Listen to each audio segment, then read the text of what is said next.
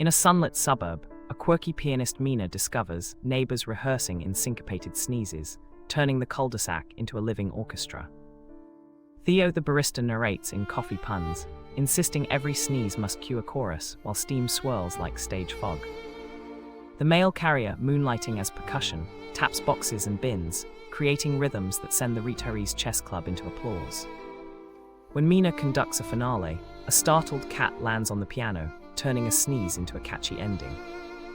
Laughs erupt as calm returns, and neighbors vow to keep it quiet unless the forecast predicts musical allergies.